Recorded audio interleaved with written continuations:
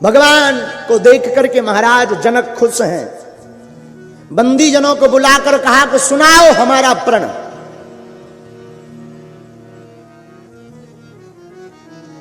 महाराज जनक की बात सुनकर के बोले, बंदी बचन बर सुनहु सकल महिपाल। राजाओं, देश देश से तुम आए हो, महाराज जनक का प्रण सुनो, इस बाण को मत उठाना। तो सब राजा हंस गए, क्यों ना उठाएं? अगर नहीं उठाना था तो हम लोगों को बुलाया ही क्यों? बंदीजन बोले, देखो एक कारण है। क्या कारण है? भगवान शंकर जी का धनुष राहु है, तो तुम्हारी भुजाओं का बल चंद्रमा है। चंद्रमा अगर राहु के पास जाएगा तो क्या होगा?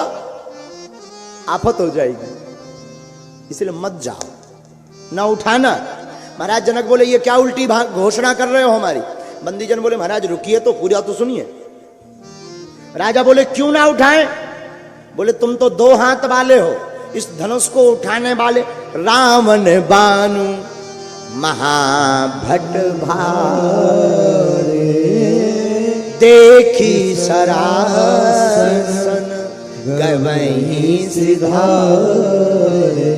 रावण जिसके 20 भुजा, चलते दशानन डोलत अवेनी, चलत दशानन डोलत अवेनी। जिसके 20 भुजाएं वो रावण नहीं उठा पाया।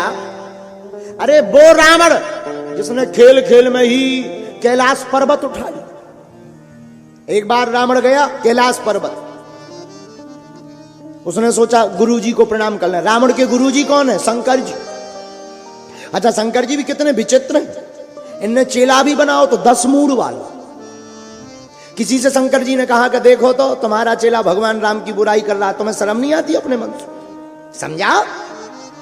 शंकर जी बोले, क्या समझाएं, हम अगर उसे समझाते हैं तो वो हमें देख के हंसने लगता है। बोले क्यों? बोले इसलिए हंसने लगता है कि वो कहने लगता, गुरुजी इधर देखो। लोग बोले मतलब? शंकर जी बोले, जैसे ही हमें देखता है सो ही अपने मुख की तरफ इशारा करने लगता, गुरुजी तुम्हारे तो 5 ही मुख हैं, ते तो 10 हैं। अब बताओ उन्हें क्या समझाए? अच्छा, ऐसे लोगों को भला समझा भी कोई नहीं सकता है। आज हमको एक पत्रकार पूछ रहे थे, बोले गुरुजी आपके विरोध में जो लोग हैं तुम मंत्र ऐसा मारो कि उनकी बुद्धि सुधर जाए। हमने कहा, भैया हनुमान जी रावण समझा उतरा, जब रावण नहीं बिना मरे सुधरो।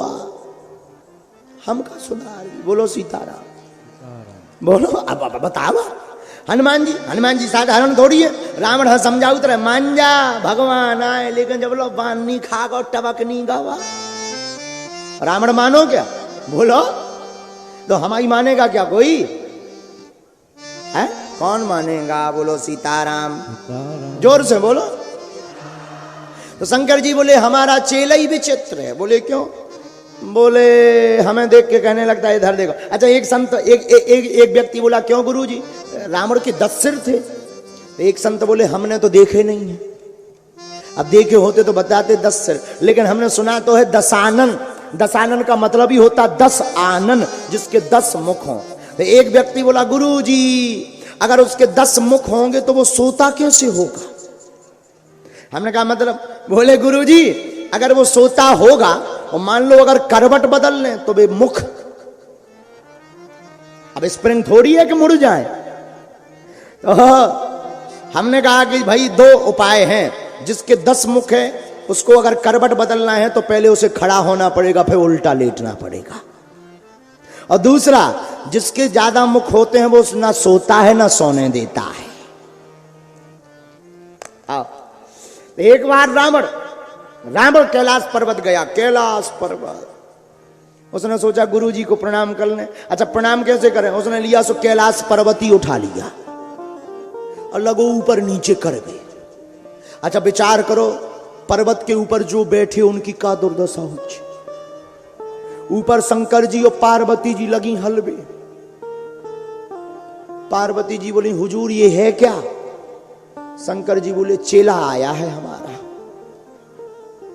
पार्वती जी बोली कर क्या रहा है? प्रणाम कर रहा है। बोले आखिर ये कौन सा चेला है? शंकर जी बोले रावण।